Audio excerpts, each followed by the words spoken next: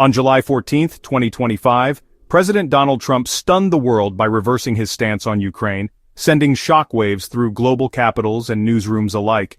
The announcement came unexpectedly, catching even seasoned political observers off guard.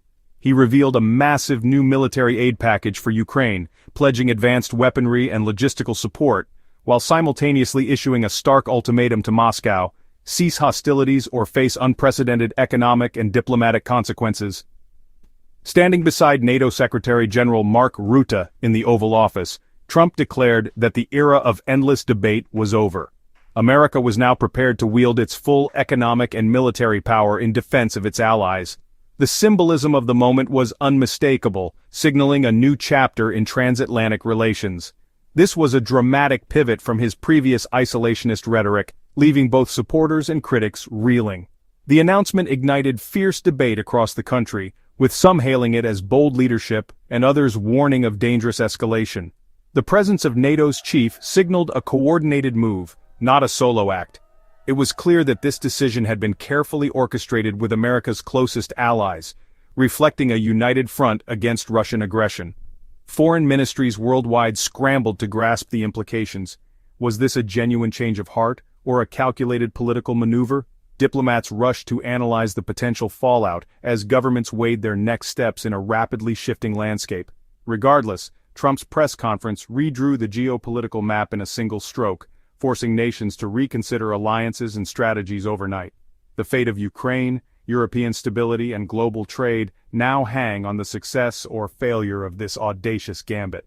The world watches anxiously, aware that history may be unfolding before their eyes.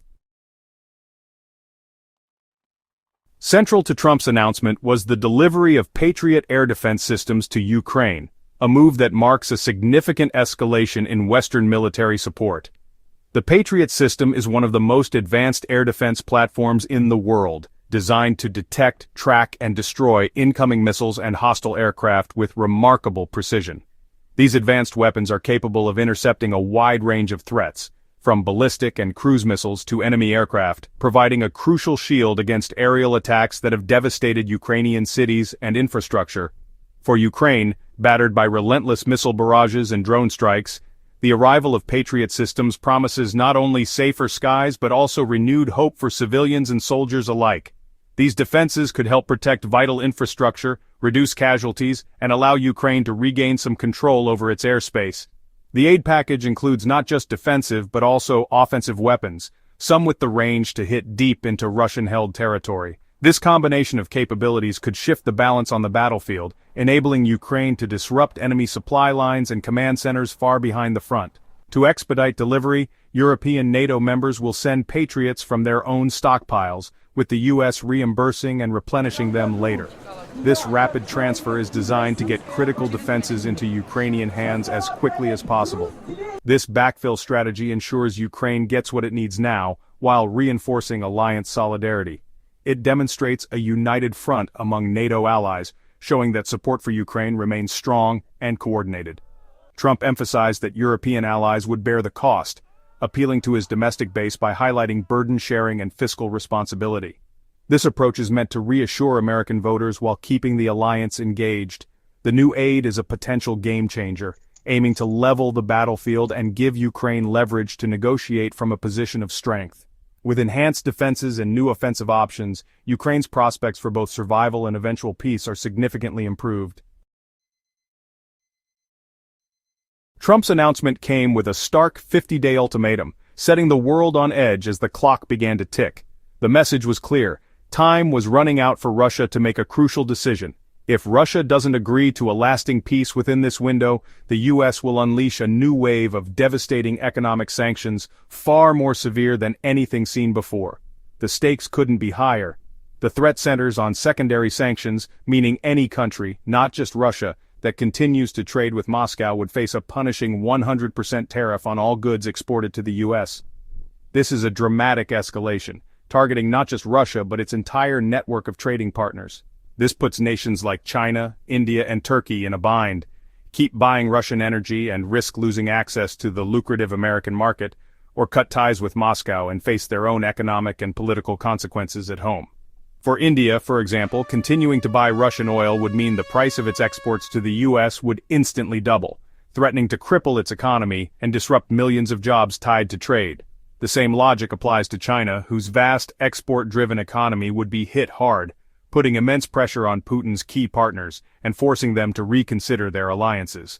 Trump's plan aims to isolate Russia completely, targeting the vital revenue streams that fuel its war effort and making it increasingly difficult for Moscow to sustain its military ambitions.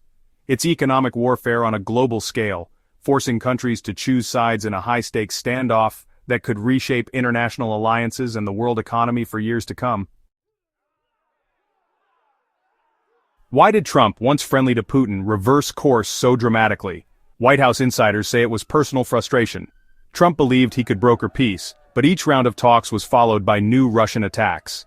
The final straw was a massive bombardment of Kyiv after a call with Putin, a betrayal Trump took personally. Escalating violence and mounting civilian casualties made inaction untenable. The failure of diplomacy wounded Trump's ego and threatened his administration with a foreign policy crisis. Now he's shifting from would-be dealmaker to a leader dictating terms driven by pride, necessity, and political reality. Secondary sanctions are the most powerful and controversial part of Trump's strategy. The US is telling the world trade with Russia or trade with us, but not both. For China and India, losing access to the American market would be devastating, making the threat a financial sledgehammer. The risk forcing major buyers to abandon Russian energy could spike global oil prices and trigger worldwide inflation. Enforcing these sanctions would require unprecedented international cooperation, as Russia has already evaded previous restrictions.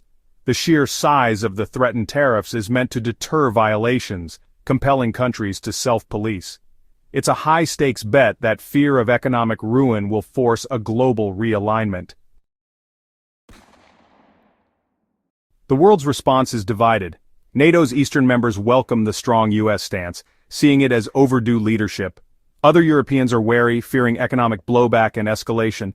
China and India, targeted by secondary sanctions, see the ultimatum as economic coercion and are expected to push back. This sets the stage for a tense geopolitical showdown, with the risk of a new trade war looming.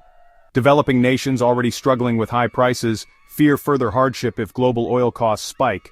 For them, Trump's move is a dangerous gamble, not a bold step for peace. The world braces for the fallout, uncertain who will pay the highest price. In a rare moment, Trump's hardline stance has united Washington. Republicans praise the move as peace through strength, while Democrats, long advocates for arming Ukraine, cautiously support the policy. A bipartisan Senate bill, co-sponsored by Lindsey Graham and Richard Blumenthal, would codify the sanctions threat with overwhelming support. Trump hasn't formally endorsed the bill, keeping control while benefiting from the message of unity. This rare alignment gives his ultimatum credibility, showing Moscow and its partners that US resolve won't fade with the next election. On this issue, America's political establishment is speaking with one voice. That unity may be the most powerful weapon in pressuring Russia toward peace. Moscow's public response is calm and dismissive, but insiders admit the threat of secondary sanctions is serious. Russian markets remain stable, suggesting investors expected even harsher measures. The 50-day window gives the Kremlin time to maneuver or seek diplomatic off-ramps. In Kyiv, the mood is hopeful. President Zelensky welcomed the promise of Patriots and long-range weapons as a turning point. The new U.S. commitment addresses Ukraine's greatest vulnerability and boosts morale. With martial law extended and the fight intensifying, American support is both a lifeline and a signal that Ukraine is not alone. The stakes for both capitals have never been higher. As the 50-day countdown begins, the world stands at a crossroads. The best-case scenario, overwhelming pressure forces Russia to negotiate, ending the war and stabilizing global markets. If successful, Trump's gamble will be seen as a masterstroke of coercive diplomacy. But if Russia escalates or China and India retaliate, the conflict could widen, triggering a global recession and a new Cold War. The outcome depends on the nerve and calculations of leaders in Washington, Moscow, and Beijing. The world watches, hoping for peace but bracing for chaos. The stakes have never been higher.